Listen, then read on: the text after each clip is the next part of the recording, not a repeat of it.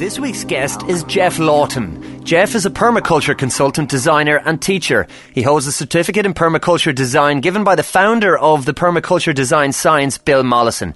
Since 1995, he has specialised in permaculture education, design, implementation, system establishment, administration and community development. Geoff's aim is to establish self-replicating educational demonstration sites. He has currently educated over 6,000 students in permaculture worldwide.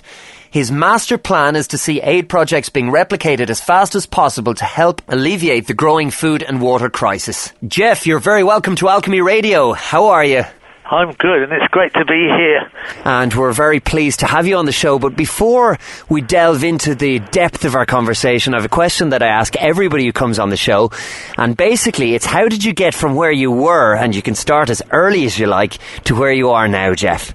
Oh, I think it was really curiosity,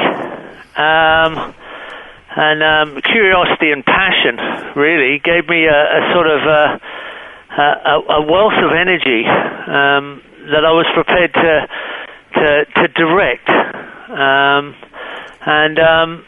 I've always had a real fascination with the natural world and how amazing it is, and particularly water as part of the natural world, and that's a major part.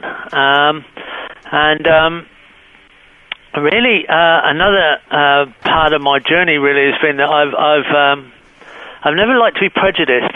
So whenever I found myself inadvertently being prejudiced or not realising I was acting in a prejudiced way, it made me reverse the tables and look deeper at what I was involved in. And that led me further and further in the right direction.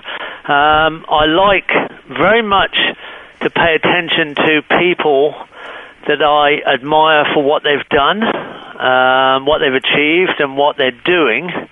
And I don't worry too much if I find them controversial, and I don't always agree with what they say. I like action. I like things to be achieved. I like to see things, physical progress, visual progress, you know, I'm sort of excited about getting things done. I like edginess. I like to be out there on the edge. I like a challenge. I often feel like I haven't had enough challenges, but I've definitely had a few in my permaculture career. But everything just aligned really into a permaculture career, and I've heard that described by many people in the movement in many different ways. All of a sudden there was a sort of transformative educational event where things sort of fitted together. It's like you have different parts of the jigsaw puzzle, and then suddenly someone points out all the other parts and you can see the picture, and suddenly they point out, hey, there's a picture on the box and you can see the whole thing, and even the bits that are still missing, you can see what they are, and then the journey really begins, and that's been a great journey. It is a great journey, and I continue with it. And you've had some incredible results, which we will get into. But before we do that, tell us exactly what's your take on permaculture. I mean, you've mentioned some of the reasons as to why it attracted you, but what exactly is permaculture for the uninitiated at this point? Well, for a start, it's a very curious word. It's a word that is a combination of two words, permanence and culture. Although it may have started as permanent agriculture, it really that naturally transforms into permanence in culture. You can say, well, what is permaculture? And it's really a design science that's based in ethics. You could say it's an ethical design science. What is it about? It's really about science and ethics. That doesn't give you too much of a picture, but it's really a design system. You could say we design systems that are ethical, but they provide all the needs of humanity, all the basic needs, and quite a lot of the less basic, more complicated needs of humanity in a way that's very beneficial for the environment and the biosphere at large. And the lessons of sustainability, which everybody talks about sustainability, but the reality is out there in the natural system. So working with the life sciences and appropriate non-life sciences, it's really a marriage of ethics, design and science together. It gives us this very exciting element to engage in. The results are just wonderful abundance and a very rich life environment, which is very, very clean and healthy. And all of that really is true wealth. So it's a way to become wealthy in a true sense. And so many people speak about self-sufficiency as being the holy grail, as if it's something that is almost unattainable for the common person such as you or I, Geoff. And we hear so much being spouted by the big companies, big pharma and the likes of Monsanto, about how they have the best products and the best pesticides and the best this, that and the other. What you've just described seems to me to be the complete antithesis of big business when it comes to food and agribusiness. Would I be correct in saying that? In many ways, yes. I mean, we can all be very self-sufficient in many, many ways, especially when people start to work together on extremely small area of land. We can produce a very large amount of our food, nutritional and medicinal needs. And self-sufficiency comes also with, sensible, energy-efficient housing and good community, warmth, friendship, and then of course we need absolute clean air and abundance of clean air and clean water and clean food, which most people don't have. In some of the overpopulated countries of the world, like India, the largest cause of death now is air pollution. And when you get to that stage, people really want to go back and look at health and say, there's a great demand for organic food now in India, even from the extremely poor people, because it's very obvious when people are literally dying from the air they're breathing. So we'd be much more civilized and developed if we don't allow us to get to that point, and we make a change now and design our way into absolute abundance. And we can do it. That's what permaculture allows you to do. And you can see that from people's endorsements of the subject. So many people that have engaged in permaculture as a way to live, as practitioners or as educators, teachers or consultants, they all say that. They'll say it's something that's just opened their life completely in another direction, and they feel very, very fulfilled, and life becomes very, very meaningful. I think there will be one or two people who are listening now who might be listening to what you're saying and really liking the idea of it in the initial genesis that we've just spoken about, but they're thinking, how am I ever going to start growing my own food? I haven't got time for it. We hear the word organic in there, and we all know that when we go to our local store, everything organic costs a fortune, so obviously it's going to cost me a fortune if I want to grow it, both in time and money. So what would you say to those people? Well, the easy answer today is have a look at my video channel with all the different videos, because I've gone out of my way not just to practice and live this and teach it and consult on it, but I've gone around the world and got classic examples into very short, high-quality videos so people can see the examples right in front of them. And I mean from Canadian urban gardens to Mediterranean gardens, out to the tropics and out to the deserts, and in all kinds of landscapes and situations. And not just food, how you heat your house with minimum energy cost and how you adjust your house to be minimum on energy and maximum on comfort. How you provide clean water for yourself, how you grow your food, of course, keep animals and set up water systems. But most people need to change the way they think, and because we're kind of indoctrinated into this way of thinking that we, humanity, can only be bad, and we can only be negative, and because there's so many of us, then inevitably we're heading towards a bad situation. Well, I'd like to tell everybody here that's listening, if you look at the universe at large, you will see that there's a balance. And all the old symbols of knowledge that we've used are balance symbols. And there's no good without bad, there's no black without white, there's no give without take. And as equally bad in the way we're behaving now, in the way it damages the environment and degrades our living conditions, we can be equally good. So we can be that good that instead of, acres of rainforest coming down every minute, a consequence of our action is more reforestation goes up. And instead of a species becoming extinct every 6 minutes, a new species speciates. Instead of all this soil erosion that's our base resource disappearing into the ocean and up in the air in the wind and falling into the ocean and really causing a massive food security problem, soil erosion, we can be actually creating soil by ecosystemic farming, which is way, way, way beyond organic. And we can really reduce the amount of time that we work. So traditionally, people really only worked about 10 hours a week to provide for their needs, and you can see plenty of studies on that. And many people I design for who decide to sort of opt out, often for medical reasons, and grow their own food and live their permaculture lifestyle, go down to 10 or 12 hours a week to provide for their needs quite easily.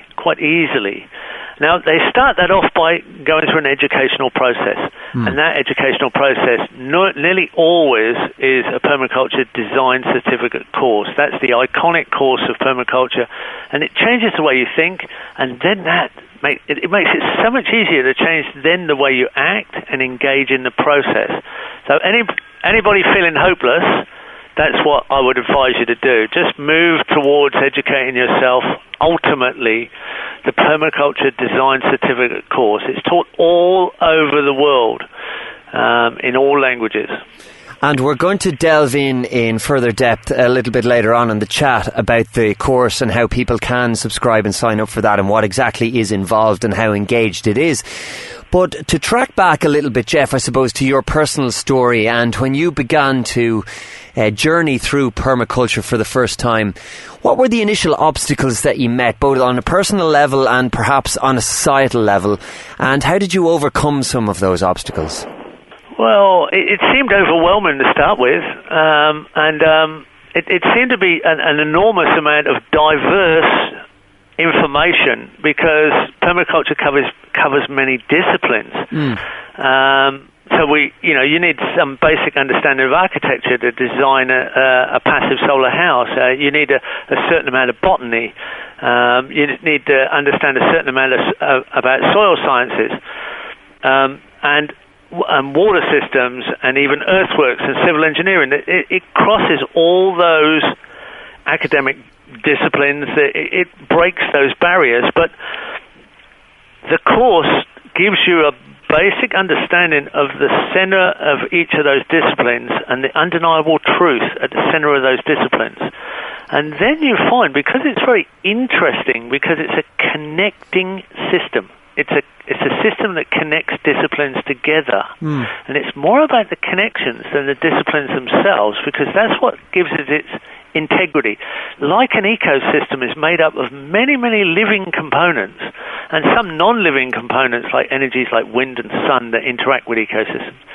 So you start to realize that you're a designer of this complex matrix, and because it's fascinating, because it's something that you can be passionate about, your academic level and your ability to retain information seems to improve rapidly. It's almost like you're working your brain out, and it's quite a different process to learning a subject that you're not so passionate about or not so engaged in, because it's everything that we do, everything that is actioned in a way that provides our needs involves potentially permaculture design. It's very hard to not be involved in permaculture thinking once you've gone through a design course. It's like you become infected. I often say to my students, I'm going to infect you with permaculture, and if you sit through the whole course, it'll be terminal. There'll be no recovery. Because you'll always think this way from now on. You'll see the world through this framework because it has meaning. Now, all of a sudden, from knowing no Latin names whatsoever of plants, I started to gain plant knowledge and the names of plants and even the Latin name of plants. I have no botanic training whatsoever. And I ended up with a similar number of plant names Latin plant names as an average botanist because I'm using them. I'm working with them. Yeah. You use it or lose it. I started to get, information about building, and it fascinated me why some buildings don't function well and why others do. And then I got a basic architectural knowledge. I wouldn't call myself an architect. And on it went. Now, a lot of people were skeptical in the early days that this is not easy and it's not going to happen, but time has proven that it works in the most extreme environments, and now, that was pre-computer era. We're talking 30 years ago when I started. Yeah. I took my design course in 1983. Now it's on YouTube, it's on video, it's everywhere. And I'm engaged in that process myself, in getting it out on the internet through digital media and high-quality digital media so people can move quickly in the new... We socialise that way now, and you would never have guessed before. It took a little bit of time, but what I find now is our new students are moving quicker. Everybody's moving much, much, much faster now because we have this wonderful technology. Appropriately, we have the information that's very obvious and very high quality, and it's right in front of you. Well, one of the things that strikes me as you're speaking is that it's almost like permaculture casts aside the one-size-fits-all approach. It's gone, and there's more awareness involved and kind of observation of your surroundings and your particular needs and what you need before you begin to build a system. And it is a system. It's a self-sustaining system. So I was really struck when I first came across your videos by the diversity. You've already mentioned it, but the sheer diversity of the habitats and the ecosystems that a permaculture system can work within. And it is a very individual thing, I think. Have you found that different people in different areas can bring so much of their own experience to the table when consulting with each other and helping each other out when you're trying to devise a system for yourself, say, for the first time? Yeah, there's some things are very common. So we go right to the core of design and start off with the basics, and then it complicates and complicates and complicates. There's no such thing as a simple permaculture system, but it adapts to landscape and climate specifically and to culture. So a little while ago, I realized that because of this application to so many variations of situation, I was becoming, and I've become, very, very comfortable with infinity, the infinite, because it literally is infinite. Now, that may scare people and say, oh, well, infinity is kind of scary. I saw a T-shirt the other day, eternity's a very long, or infinity's a very long way, especially towards the end. To quote Bill Mollison, the founder of permaculture and my teacher, Bill says that the more he learns about permaculture, the more he realizes he doesn't know about permaculture. Okay. So the person who's been thinking about it the longest realizes the more he learns about it, the more there is still to know. So it grows in front of you. So you have to become comfortable with that. There's infinite variations, but it's a very nice thing to be comfortable with. And it's to be expected. So you're never going to learn it all. It's an infinite journey of learning, and that's one of the health aspects. Because when we're mentally stimulated, our body functions much better. So it's diversity of mental stimulation along with the other health aspects of food and healthy water, good sleep, not too many vices, good conversation. All those together give you that real vibrant health. So it's more than health in just food. It's way more than health in just food. You're describing a very attractive lifestyle, certainly to somebody like me who works quite long hours and many days every week. We're talking about working a lot less, being self-sustainable, caring for the earth and our environment, caring for ourselves and for other people around us.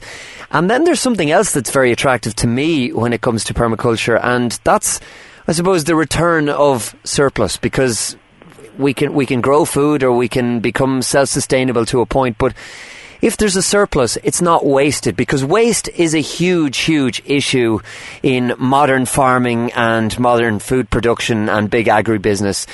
So how does the permaculture system deal with waste in a general sense?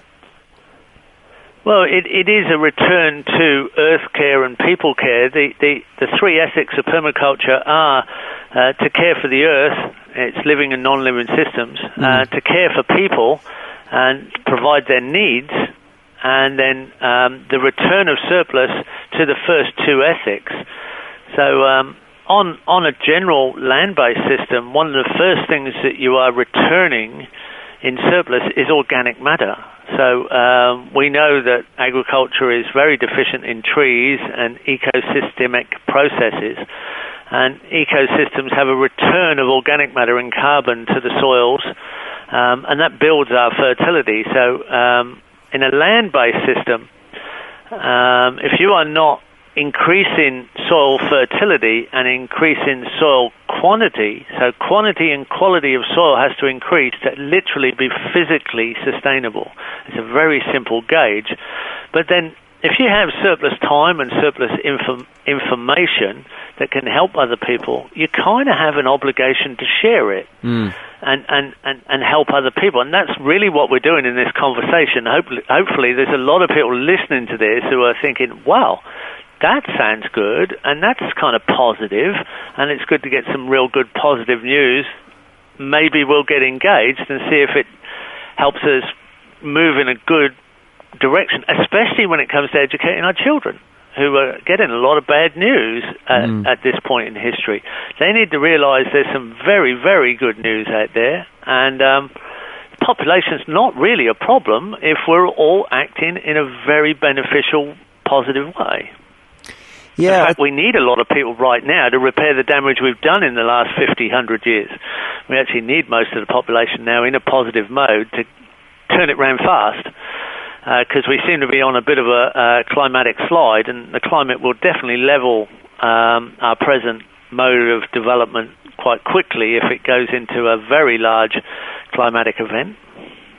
I think so, and one of the things that frustrates me on a personal level is the arrogance of humanity as a whole, or certainly Western society and Western culture.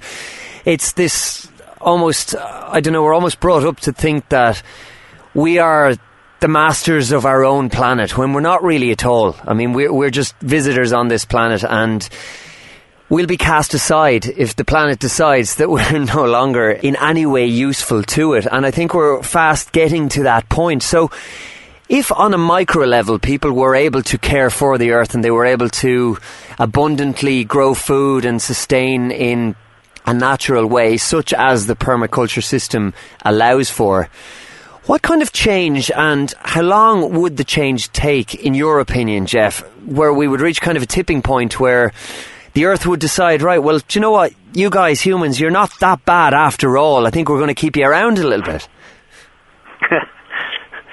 Well, it's really an energy audit that we have to do as in relation to, the energy in to the energy out. Sustainability is an energy audit. That's all it is. A sustainable system produces more energy than it consumes, enough to maintain and replace its component parts over their lifetimes. So that's the baseline of sustainability. A well-designed permaculture system oversupplies energy and creates a surplus of energy more than is needed to maintain and replace its component parts over their lifetime. So we increase the energy storage. It's called entropy, energy that was stored that is then lost. So we slow down the entropic loss in systems, and living systems have to be incorporated to achieve that. Now, if we made a global commitment, and it became international policy, which I was hoping for actually. When I took my course in 1983, I naively thought this would be international policy by 1990. So that created a midlife crisis for me, because it obviously wasn't becoming international policy. But if it did, and we all engaged in this, and we put the serious effort, instead of developing in an industrial way and in a destructive way, we took an energy audit on everything we do, and we said, right, now we'll start regenerative, reparative work and provide our needs with an energy efficient audit on everything that we do. So we cut down this massive transport systems. We could produce all of the nutrition, and I'm saying nutrition, not food, because there's a big difference, all of our nutrition on 4% of the equivalent area, and I'm saying 4% is the equivalent area, not the same pieces of, not the same land, but the equivalent area agriculture uses globally today, because it's so inefficient. Now, the rest of the landscape would probably repair itself very quickly without our help, but if we helped, if we moved earthworks in and we water harvested and we put in some very, very appropriate reforestation systems, we'd probably reverse climate change within 5 years globally. No problem at all. It would probably be, we may well surprise ourselves and it would go less than that. Whole continents could be rehabilitated in that time if we used the equipment and the technology we have today and put it into harmonious, reparative design reconstruction. And we know we can do that. We can see that on a small scale. There's no difference in scaling it up, none whatsoever. These are constants. These are constant events. It's totally provable. So what has the response been then from the international community? And when I say the international community, I mean politicians and policymakers and decision makers to permaculture, and the fact that this is provable, it is demonstrative, and it is being carried out all over the world with an increasing level day by day. So, I mean, what are the powers that be saying in response to permaculture? Well, there is a growing interest, and you can see it building. One of the problems has been that the permaculture movement initially was reasonably alternative. Obviously, when you're talking back to the actually 1979, with the first courses through to the 80s, the initial students were reasonably grounded and alternative type people and quite forward thinking. What has happened is that the inquiries come more and more from mainstream. Mainstream realizes this is probably the future mainstream. How do we land on this kind of alternative island, and kind of what language do they speak?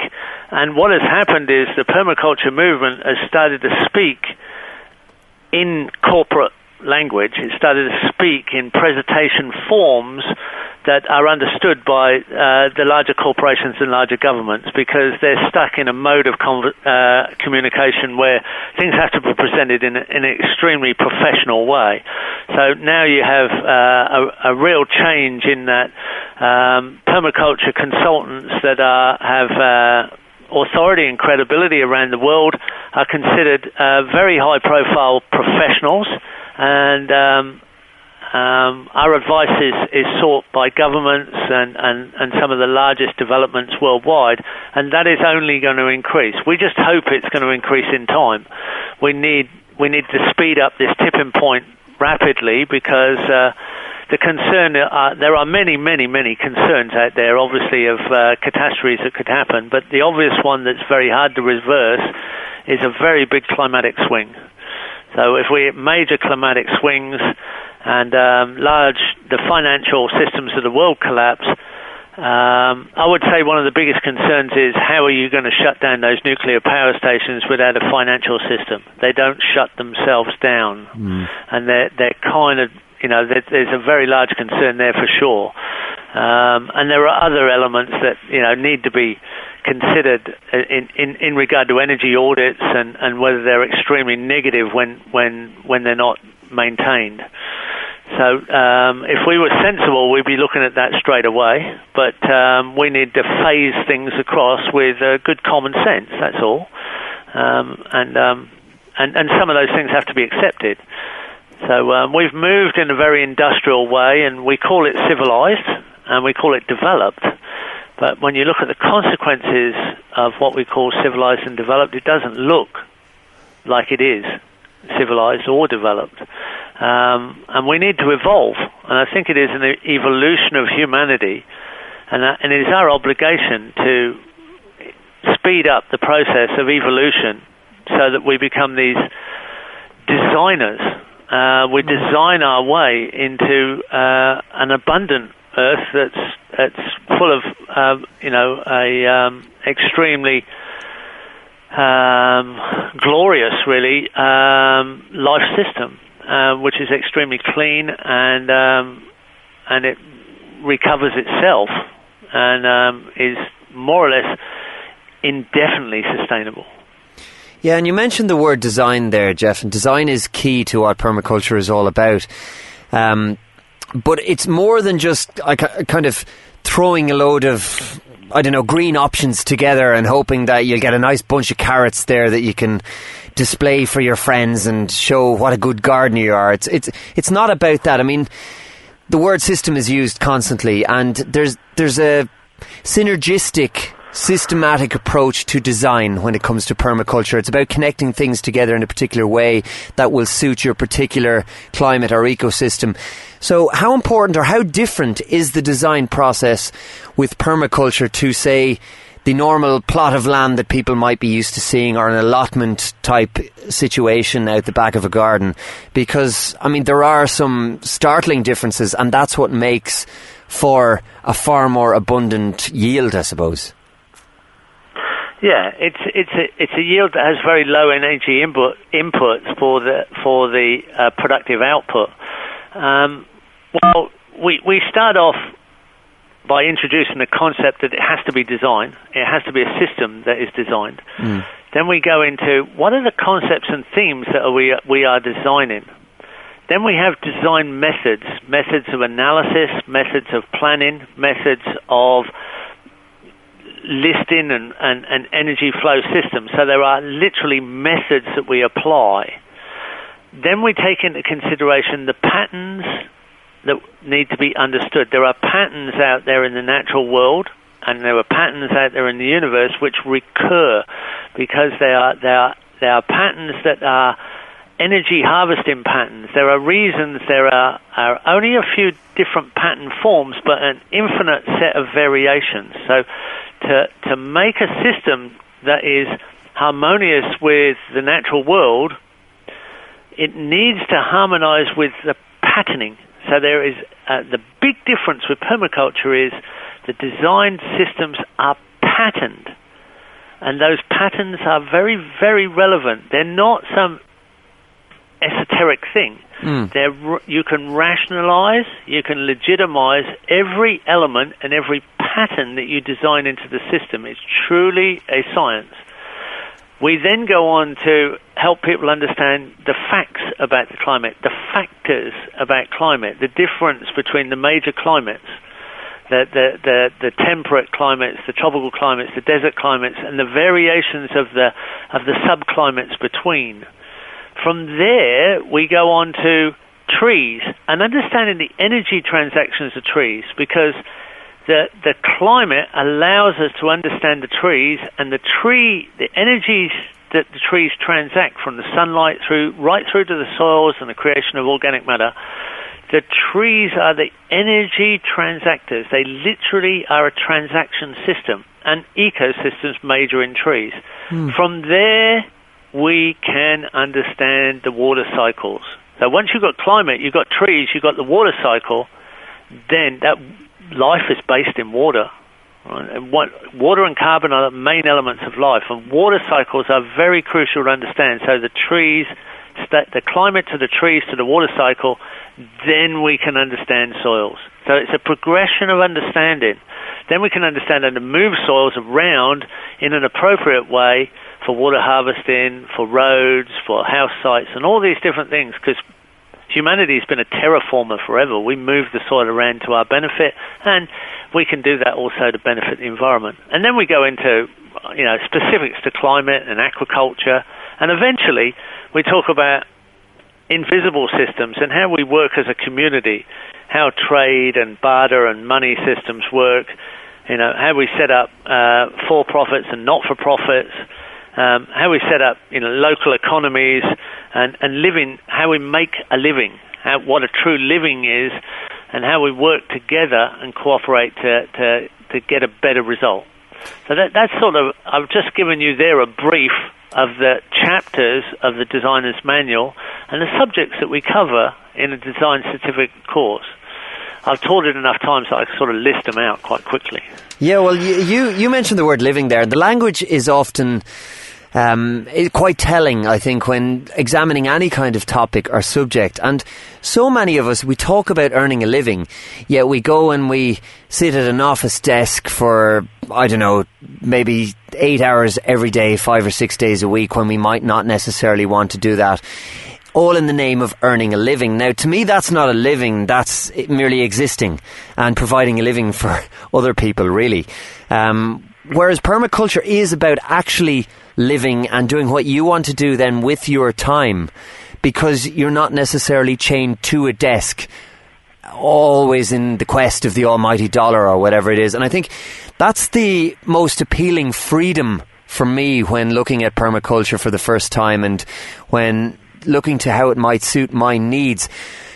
When you started to delve deeper into the subject and you started to live in a sustainable way, how radical were the changes with regard to your living as opposed to merely your existing? Well, the first step is a difficult one, and if someone can get you over the line, so you sort of say, I'm going to make this move, I'm going to stop compromising and being scared that I'd like to live another way, but I then move over the line. A lot of people end up feeling they're just bored with being scared. It's just boring. Something very interesting starts to happen is when you engage, because your memory, your brain is patterned. Again, we get back to pattern. Your memory is patterned with emotions. So, and psychologists use this as a way to deprogram people's trauma. When you look back in your memories and you try and remember what's happened in your life, you remember a few years back, the things you remember most distinctly that are high definition, technicolor, almost high definition technicolor slow motion, they're the emotional events when you were extremely happy, when there was something very joyous, or there was something that was very, very scary, or something very sad. It's the extreme emotions of pain and pleasure, actually, and so those are the elements that you remember. When you look back over the boring time, your job, let's say, if you're really bored with it, you find that time seems to drag, and it goes very slowly. Yeah. And when you're, it's 1:30, you've got half an hour to go on a Friday evening, you're about to knock off for the weekend. That last half hour is the longest half hour of the week. And then the weekend, when you try and sort of grab some time, it just goes really quick. And it's all over quick. Now, when you engage in something really meaningful, and it's also very healthy, and you've got this, you see a lot of visual progress around what happens, and you want to get involved in it, time passes. I mean, it's quite quick. We don't own the future. It hasn't happened yet. This is the present. The thing we do own is the past, our memories. So when you're engaged, there's nothing boring. You're just into it. You're there. You're involved. You're doing all these different diverse things, and you're trying to do it more and more efficiently. You've got something really good to try and achieve. So you're doing this every day. When you look back on your memories, they are huge. They are massive. If I look back on 6 months, it feels like 5 years. If I look back on a year, it feels like 10 years. And I cannot look back on 5 years because it feels like many lifetimes. It has expanded the memory so much that I feel very fulfilled. And that is almost a secret wealth benefit that you can feel quite content about that. You look back and think, well, and today we have digital photographs, so if you look back through your digital photographs, which we have so many of, and it sparks memories that are quite clear, it's huge. I mean, it's just, and that's almost like, I talk to people about it expands time. It feels like it expands your life's time in the moment. And that would be quite valuable if you wanted to sell it as a product. And we kind of do. Yeah. we tell you how you can get into that sort of engagement. And as you think about that's real wealth, and it probably takes a lot of conflict out of people. They feel quite happy where they are. They realize they can engage on this for their whole life, and it will go on for generations, and it will keep refining and refining. It's a wonderful thing. It's a wonderful thing. I don't think enough people in permaculture actually talk about that. I often try and help people with that whole concept of time and what happens to your engagement in time. It's kind of neat. I think that, it's an enlightening perspective, and one I can relate to. When I think back, say, to when I was in school, I didn't particularly enjoy school, and it was always about kind of when 4 o'clock comes and it's time to get out, and then Friday. So I think back on school, and whatever length of time, I was probably 15, 16 years in state education, and that 15 or 16 years largely is a blur. Obviously I have isolated memories, but most of my memories from that time are from when I wasn't in school and when I was engaged in activity that I really wanted to do or enjoyed or wasn't forced to do. And then when I think back to, I'm lucky enough to do a job that I really enjoy. It doesn't feel like work to me, and I really enjoy getting up and doing what it is that I do, albeit the hours may be long at times. And I haven't been in the workplace per se for the length of time that I was in school. However, it seems like I've been doing this for decades longer than the time spent in school. So I can directly relate to what you were saying there. And with regard to permaculture, you can expand your own time provided you take control of it. But if somebody else has control of your time, there's very little you can do about it, and things seem to go in the blink of an eye, in a flash.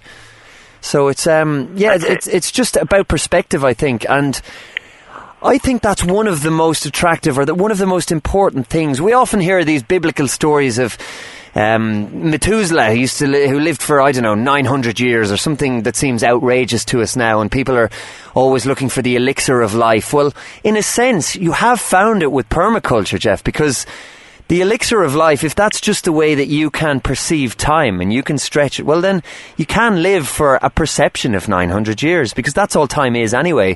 It's a perception, and I think humanity tries to put a physical construct on it. So why can't we bend and mould that in the way that you've just described? I absolutely think we can, and I think that's a fascinating facet of permaculture and what you're discussing and the way that you're living. That's right.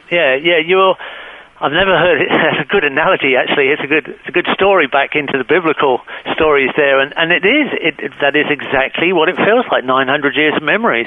And funnily enough, some things which I found boring at school, which were in my memory, but they were like your boring memories are like black and white, grainy, fuzzy movie. It's not high definition, it's not slow motion, it's not Technicolor, it's kind of grainy, can't really drag it out. Yeah. But there were some things that when I started to discover in permaculture, I needed more geography, I needed a little bit of history at times when I study in locations that I'm going to go and work in, and I need to know why the land looks the way it is. I'd start to read up about it, and then lessons from school came up like dusty books.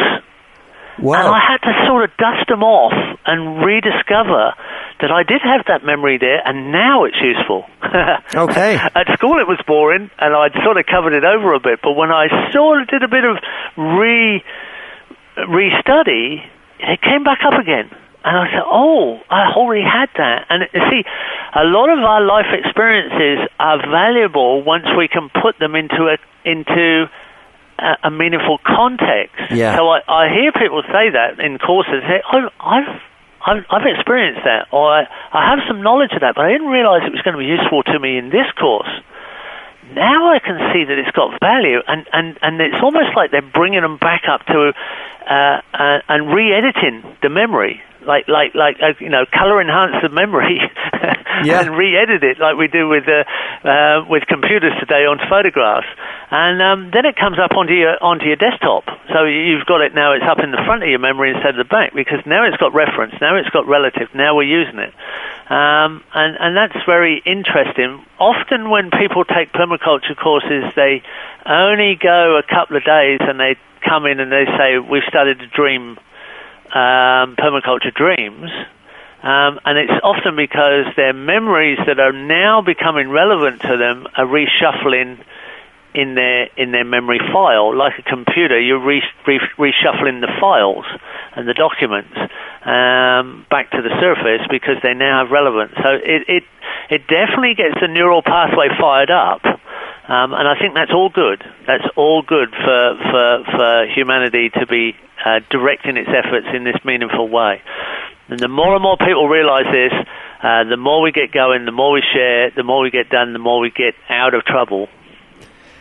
I think so, and it comes back to what you were saying about food versus nutrition. It's not just about food. Nutrition is not just for the body, it's for the mind and the spirit as well, and it's a kind of a holistic view.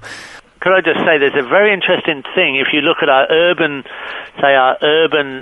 video that we have on geofflawton.com, and many other situations, we are, and our perennial garden in Massachusetts that I've filmed, people have sometimes 2,000 varieties of plants on a quarter of an acre in a garden. We are diversity freaks. Because diversity is a theme, connectivity and diversity are themes of permaculture, we've become real collectors of diversity that has potential in product. So gardens are often more diverse than any gardens you'll ever find anywhere. And the diversity will be invaluable, useful, productive species. Now, that has never been done before. In the Middle Ages in Europe, you would have had half a dozen vegetables in your garden. A lot of them you wouldn't eat today. Yeah. We've diversified our gardens 800 times. So that you will not find larger diversities of beneficial living elements in any other system than permaculture systems. That in itself has great potential, and that actually that gives great hope, because there are many plants, there are many living elements that have yet to be really combined and put together for their potential as whole system elements. There's a very complex potential there. And we are still evolving those systems. There's a long way to go, and that should give people great hope. If they understood a little bit about permaculture, it definitely would give them great hope. Yeah, and I think that ties in with what I was going to discuss next. We've spoken about kind of the macro plan and the grand vision, and how, I suppose, essentially the world can be saved through permaculture, but on a micro level. For example, I'm John and I'm sitting looking out at my tiny garden in urban Ireland, and I'm thinking, well, this just isn't for the likes of me. I've looked at some of the videos of great big gardens with such diversity and so many species and so much food, and everything is great. How could I ever do that? Little old me sitting here. But there is hope for me as well, isn't there, Geoff? Because even if I have a tiny space, there's so much can be done with that, and it's the beauty of the system. Oh, yeah. Yeah, I've documented a garden in Calgary in Canada. You have permaculture in Alaska. Wow. We've gone to the edge of the Arctic, out to the extremes of the desert. I've worked where there's only 2 inches of rain. I've worked where there's 20 feet of rain. There's 7 meters of rain. And some people have gone right up to Alaska and Greenland and to the extreme cold. No, it can be applied anywhere. And actually, Ireland's not a bad climate. It's a temperate climate. Yeah. It's not that bad. You have beautiful long days, and you have a low, gentle sun over a long day length in summer. Yeah. Sure, you have to have some storage of food over winter, but that can be achieved. It's a very nice climate. Your soil fertility very good in those climates. And at least you get some period of dormancy and rest and a fresh start every spring. A lot of emphasis has to go into how you heat houses naturally and make houses more comfortable. But there's some great reference to some of the older systems, and when you marry those with appropriate technologies, that can be done very, very well. So again, in Canada, I documented a community glasshouse that heats itself with thermal mass heat gain in the ground. And it's next to a high school. It's educating school children about those systems as well as being a community system. I think we're going to see this like a revolution spurring up everywhere, like we have a right to this. This is a human right to think our way and design our way out of these kind of silly issues we've got ourselves into, and we've allowed ourselves to be dumbed down to it because the television and other things dumbed us down. Yeah. But now the internet gives us a choice how we re-educate ourselves and how we design ourselves out of this issue. The YouTubes, the videos, they give us the reference, and I think we're at a point where it's going to accelerate away, and it's time for everybody who wants to join in and, come out of the cold and get it, and join the fun and get involved in it. If it's not fun, you've got the design wrong. It should be fun. That's a classic permaculture saying. If it's not fun, you've got the design wrong. It shouldn't be a hardship. It should be good fun doing this. And it is fun. It's very engaging. Of course. And I suppose then off-grid living, which is often associated with, I don't know, a hermit out in the middle of the Canadian wilds or in a forest or something. It can be for just you or me or anybody else. There is no real necessity. When you examine permaculture, there's no necessity for us to be bound by the rules set down by governments or the powers that be, to use that term that I'm so fond of. You can be sustainable and nourished at the same time, body, mind and soul, through this system. Well, I'm talking to you on a telephone, which has the telephone the line going out to the outside world, but the telephone's got some electrical connection because I'm in a complex office with computers and fans running. I'm quite hot in the summer here in Australia. We have not been connected to the outside world for 20 years. This electricity is coming from the sun that runs this telephone. Our toilets, our whole farm runs on solar. Our toilets are compost toilets, and they always have been, and our grey water system is reed beds, and they are approved by the local town council here. Lismore Shire Council in New South Wales prefers that you have a compost toilet in a rural dwelling and prefers you have a reed bed grey water system than a septic tank on a rural dwelling. And we choose to be off-grid. We set people up with nickel-ion battery systems off-grid with a grid switch. So you switch the main grid electricity on when you want extra charge, if it's a cloudy day, or if you want to have a big party or run a workshop for a few hours. But if we all start to move towards battery and grid switch, we have an option to slowly bring down the power station's demand and move the power station over more and more towards appropriate renewable power stations that are slightly more regional than mass grid. We don't want to shut it all down tomorrow and everybody has to go over. We want to find ways to move it nice and appropriately over as a gradual change. And again, that's just a matter of design, and we can do this. But we the people have to do this. If we don't shut down those power stations stage by stage, they'll keep giving us nuclear power stations. They'll keep giving us coal, atmospheric pollutant power stations. But if we shut them down slowly by producing our own energy, and there are ways you can do that. We've done it. We've been improving our renewable energy system, and we continue to improve it as an example for people to be able to replicate, as we do all our systems. That's our job as an institute here, to demonstrate what can be replicated and to keep improving those systems. So this is something that changes lives and can change anybody's life out there very, very quickly. This is not something that needs to take 40 or 50 years. And you mentioned kids and children quite a few times so far, Geoff, and they really are key to it. I mean, if this kind of information and knowledge can be passed down at an early stage, well, then the generations coming through there is great hope, I think, personally. Yeah, there are very few schools now in Australia that do not have permaculture gardens in the schools. There are 2 permaculture textbooks that are approved in schools. There are no mainstream gardening programs that don't have a permaculture segment on the main television channels. So it is, and children have no problem. Children have absolutely no problem grasping this, and senior citizens don't have any problem either, because they're reflecting on their life that's past almost. Yeah. So it's the very young and the very old that don't have any problem with taking up the concept and verifying and endorsing it. It's the people in the Middle Ages that are too busy, they don't kind of think, rushing around, that have that trouble stepping out and saying, making that sort of brave, conscious move to say, no, I'm going to just make this change now. I'm going to take that first step. Because that's all you have to do. You have to just take that first step. That first step makes all the difference.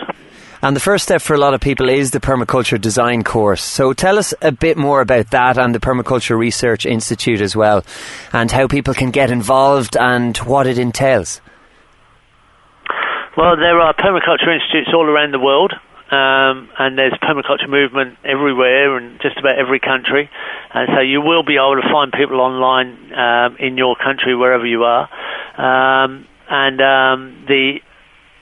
The definitive course of educational course of design is the Permaculture Design Certificate course, which is 72 hours. Traditionally, it's been taught over 2 weeks, residential or face-to-face, generally, sometimes part-time. And we have institutes. Ours is not the only institute. There are many institutes around the world. We set up institutes in many countries, and we do quite a lot of aid work, and we register teachers to a standard. Many institutes do the same. The permaculture movement is global. We have a website called permacultureglobal.com, which shows you where all a lot of the projects are and a lot of the people are worldwide. There are more than that. There's just some of them. We have a website called permaculturenews.org, which is one of the biggest news sites, which we run from this institute.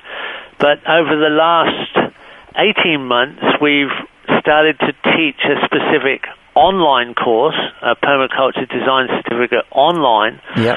And it's been surprisingly successful. And when I say success in relation to being the teacher and being successful with your students, it's how active the students have become and how good they've become as designers, and how many of those students have also started to become teachers themselves very quickly. So I really didn't expect that, because I've been a face-to-face teacher for many years, since the early 90s, 20 years of teaching. But the online course outstripped everything. There was really no comparison. And really, I think it's the sign of the times that we use the internet as a social system. We connect information, we connect socially. And I was able to give so much more information in a period of time. So I designed my own online course. It's the same course, but with more information, more movie, more visuals, more facts. Just as much interaction. In fact, I can receive hundreds more questions online than I can face-to-face. I answer every question I can in Q&A videos, so extra videos. I can over-provide. All the course comes on DVD, but it's also live online with everybody being able to interact. And it's just been a phenomena. It's just literally been a phenomena. And no one is more surprised than I am at the result. So our next course releases this weekend. It runs for 12 weeks. Every week you get a new chapter, and each chapter is divided into 10-minute lectures, and you can receive those on your iPhone or your smartphone, on your iPad or on your computer. You can watch them at any time at your leisure, and you go through the whole 12 weeks, and in the last, after the 12 lectures and bonus courses and bonus DVDs are sent to you, so you can continuously review and replay the information. You're given a design exercise, and you go through the design exercise, and once you've shown some competency in design, you get the same certificate everybody else gets. You become a permaculture design certificate holder, and then you can work as a designer and a consultant once you get a bit of practice. You can even go on to teach permaculture. And anybody can see the endorsements that we have. There is just an embarrassingly large amount of endorsements that people have gained so much from this online course. So that's all on geofflawton.com. That's my name, spelt the English way with a Geoff, GeoffLawton, geofflawton.com.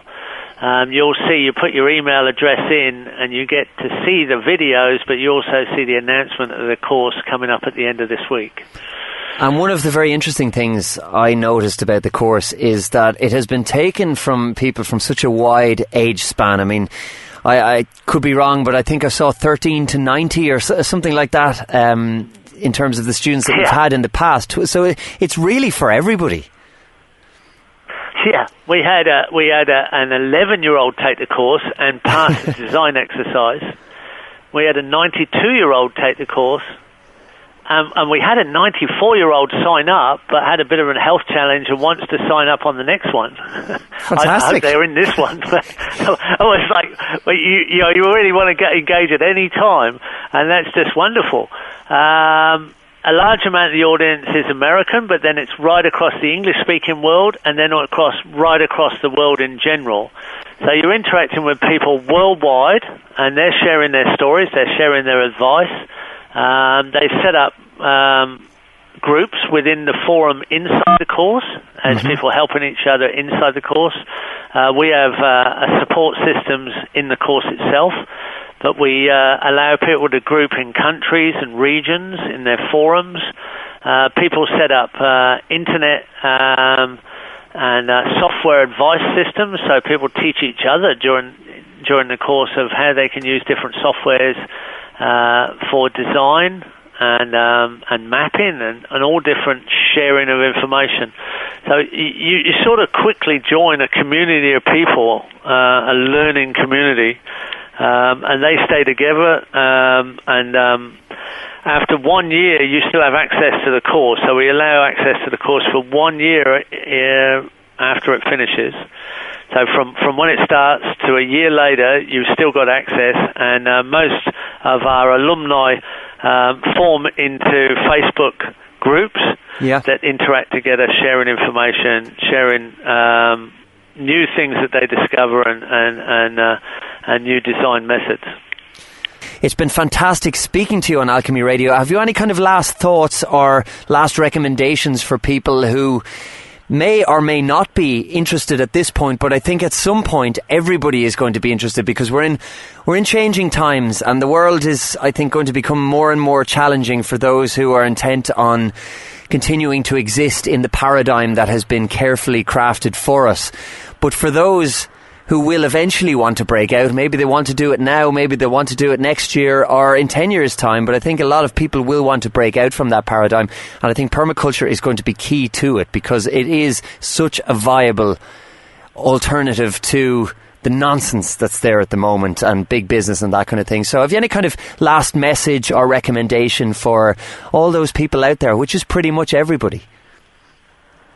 Yeah, I think just make an engagement, move towards the system, make some inquiry, kind of realise that we're a new nation. We're almost like a new indigenous nation that thinks in a sensitive and a sort of caring way, a sensitive, caring way, that we use our intellect in the direction of good design. So sort of move towards what we're doing and see how it appeals to you, because I think you'll realise it's a very good community of people of great diversity. So it's sort of the new era. Join in, come with us and join in this new era, and we'll get this done.